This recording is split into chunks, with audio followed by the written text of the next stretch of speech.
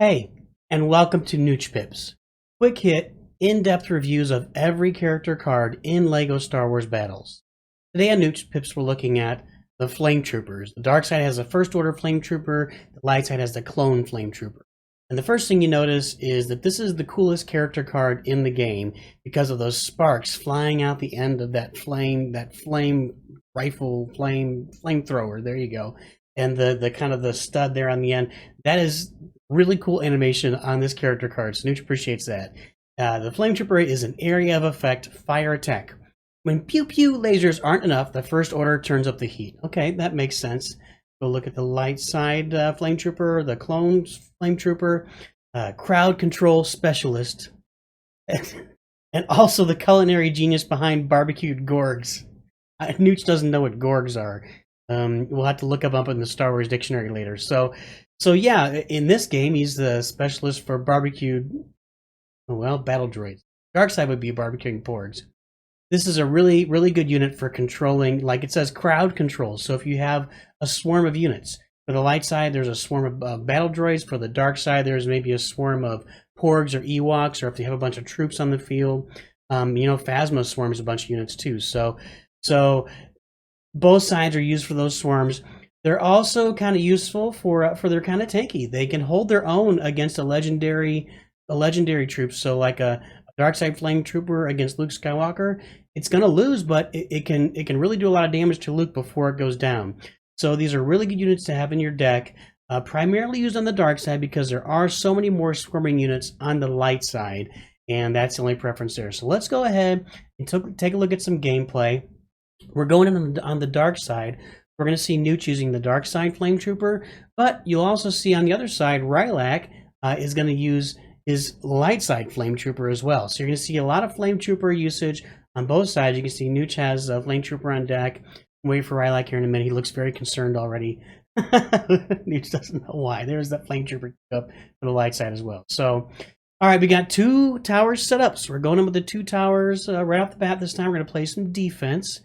Porgs come in. We should be able to take care of those. We took one little tick of damage on the one. Rylac comes in with Luke, and Nooch is going to respond. You don't want to respond battle droids there because his special will clean out the entire battalion. So there you go. Nooch responds with the Flame Trooper, and that's what we're talking about. It's a pretty good counter to a legendary. It can't beat the legendaries, but it's sure going to hold its own for a little while it does some damage. So there it takes the special head on. That's when Nooch drops the battle droids because Luke's special will wipe out an entire battalion of battle droids. You see BB9 got the stun in there on the light side flame trooper. That's pretty rare. You really have to time it with the boomaballs, maybe with a bomber where it stuns them for a second or a split second. But that BB8 or BB9 usually against a flame trooper will get flamed out before it can stun them at all. All right, so we're regrouping a little bit. We both have the flame trooper in our queues ready to use here at a moment's notice, and Rylac's got a slight energy advantage. He drops the flame trooper. There you go, tanking off to the right side. And Nooch is going to bring in Darth Vader. He's going to go the opposite direction. That is way too close to that tower there, although you would kind of maybe want to see Rylac drop a bomber on Darth Vader at that point because that would be a big advantage for Luke. For Nooch, we're focused on Luke this video, aren't we? There, we're using the Flamer against the tower with Darth Vader. You can see how that flame trooper is doing a bunch of damage on that tower while Darth Vader kind of tanks and takes out the porgs. And there's a really good example of what the flame trooper can do and how it damages all sorts of units on the field. And while it's really good against those crowds, like those porgs there, kind of did some damage there. There you saw another stun by BB9. I think the flamer would have got that though if it had been let go, but the X-Wing took care of BB9 first. He's bringing his flamer in alone. Again, particle beam going to shred any unit that comes in alone, although it did a lot of damage. And there's Nooch's flame trooper on the right side, taking care of that tower again with the battle droids.